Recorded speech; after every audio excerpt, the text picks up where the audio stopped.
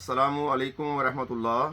मेरे अज़ीज़ भाइयों और दोस्तों और बहनों, न्यूज़ जसर टीवी के चैनल पर मैं हाज़िर हूँ।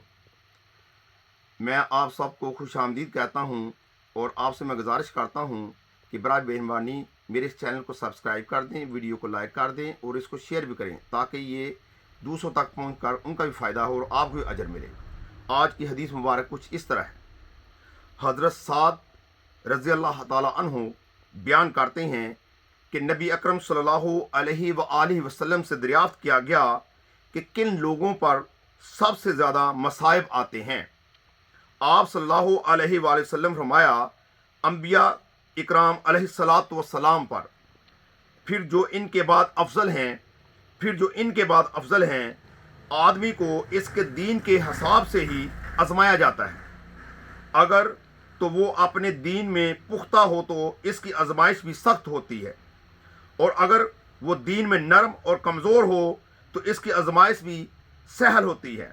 ये मामला इसी तरह चलता रहता है हत्ता कि वो सतह ज़मीन पर इस तरह चलता है कि इसके ज़िम्मे कोई गुनाह नहीं होता। ये रवायत तिरमिज़ी, इब्ने माजा, दारमी और इमाम तिरमिज़ी ने फरमाया ये हदीस हसन सही है। ये हदीस हसन सही है, यानी कि बिल्कुल ठीक हदीस है। मेरे भाइयों और दोस्तों और बहनों, एक और जगह हदीस मुबारक में आता है कि अगर तुम अल्लाह के हुक्म को अपनाना शुरू कर दो और अल्लाह के प्यारे हबीब सल्लल्लाहु अलैहि वसल्लम के प्यारे नूरानी तरीक़ों पर चलना शुरू कर दो तो तुम्हारी तरफ मसाइब और तकलीफ़ें और परेशानी ऐसी आएंगी जैसे तेज़ आंधी आती है।